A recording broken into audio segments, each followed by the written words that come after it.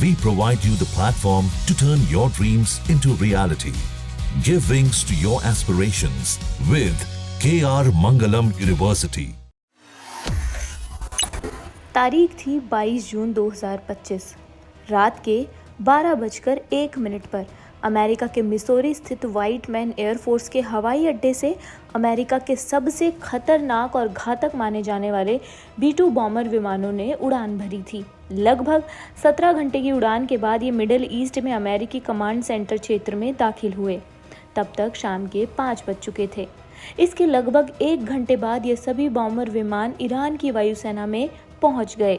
इस बीच इन विमानों ने प्रशांत महासागर को पार किया और इन्हें हवा में ही रिफ्यूलिंग भी दी गई थी। शाम 6:40 से 7:05 के बीच इन विमानों ने ईरान के फोर्डो और नतांज परमाणु ठिकानों पर बमबारी शुरू कर दी थी।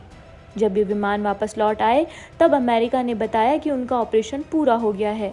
यह तो हुई उस घटना की बात जिसके बाद अमेरिका ने इजराइल और ईरान के बीच युद्ध विराम की घोषणा की थी। अब आप यह भी जानिए कि अमेरिका ने अपने किन विमानों का उपयोग किया था। अब आपको इसके आगे की कहानी बताते हैं। B-2 बॉम्बर विमान अमेरिका का वह तीर है जिसका निशाना अचूक है।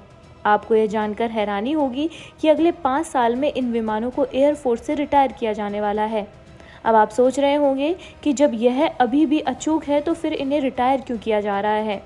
दरअसल इन विमानों की जगह लेगा B-21 रेडार और अधिक मारक और अचूक।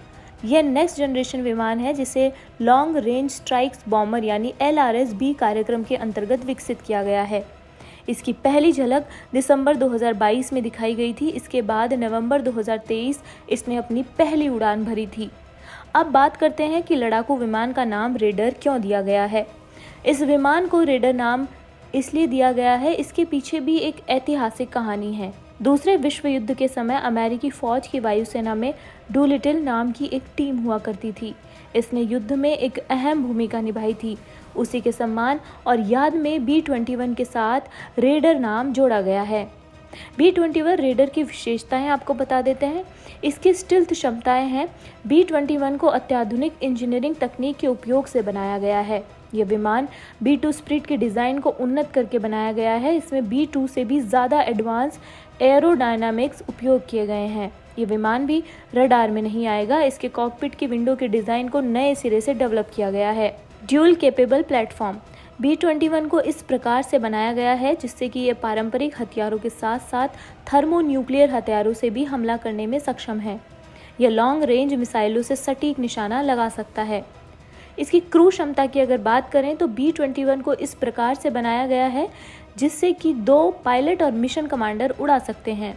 इसे मैनुअल और फुल ऑटोमेटिक तरीके से भी संचालित किया जा सकता है।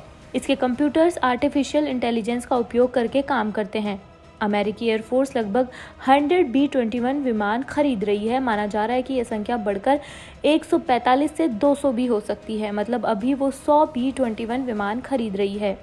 इसकी लंबाई लगभग 54 फीट है। इसकी विंग्स की जो लंबाई है वो लगभग 132 फीट है। B-21 की और क्या खास बात है वो आपको बता देते हैं। ये दुनिया का सबसे आधुनिक बॉम्बर विमान बताया जा रहा है।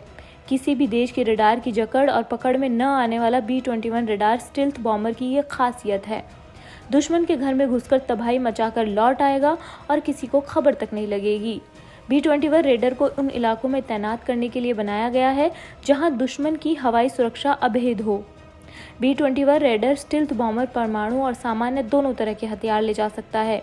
तकनीकी तौर पर इसकी डिजिटल और ओपन सिस्टम डिज़ाइन इसे बदलते खतरों के दौर में भी प्रभावी बनाए रखेगी क्योंकि इसमें नए फीचर अपडेट आसानी से किए जा सकेंगे। B-21 रेडर स्टिल्थ बॉम्बर में 2 पायलट सवार हो सकते हैं। यह 50,000 फीट की ऊंचाई से हमला कर सकता है।